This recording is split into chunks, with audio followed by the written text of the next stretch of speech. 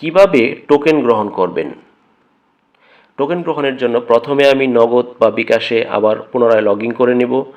Log in করার পরে আমাদের যে ইন্টারফেসটা চলে আসবে সেই ইন্টারফেসে আমরা যা দেখতে পাচ্ছি তা হচ্ছে, দেখেন এখান থেকে আমরা যে অপশনটিতে যাব সেটি হচ্ছে যে মোর সার্ভিস নামে একটা অপশন আছে নগদে।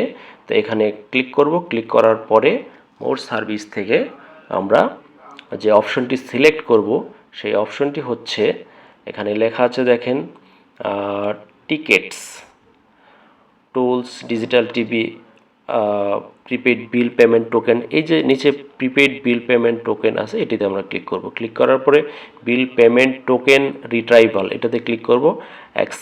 অ্যাকসেপ্ট এবং প্রসিডে ক্লিক করব।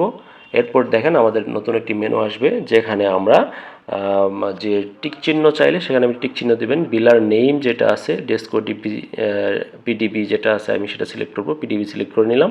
তো এবার মিটার বা অ্যাকাউন্ট নাম্বার সেটা আমরা এখানে লিখব। মিটার নাম্বারটি আবার পুনরায় লিখব।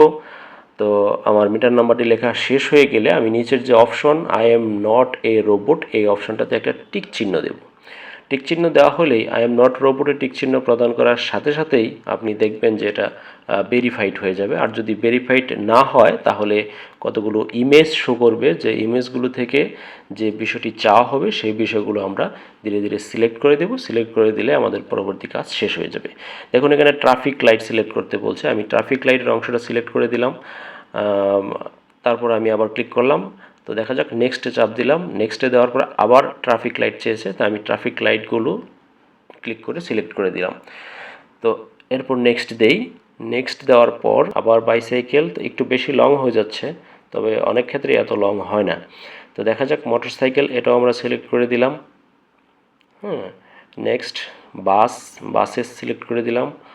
তো ভেরিফাই ক্লিক করলে হয়ে গেছে, আই এম নট রোবট এটা সিলেক্টেড। ওকে, এখন আমি সার্চতে ক্লিক করব। সার্চে ক্লিক করার সাথে সাথে আমার যে অপশনটি আসছে সেটি দেখেন, এই দেখেন এখানে টোকেন নাম্বার সহ নিচে দেখেন টোকেন নাম্বার আছে এবং বাকি অংশটা রয়ে গেছে। তো এখানে টোকেন নাম্বার, একটা টোকেন আমি পেয়েছি সেটার নাম্বার এখানে আছে, আর একটা টোকেন এখনও পাওয়া হয়নি। সেটা হয়তো কিছুক্ষণ পরে জেনারেট হতে কিছু সময় লাগে, কিছু সময় পরে আমি হয়তো টোকেনটা পেয়ে যাব।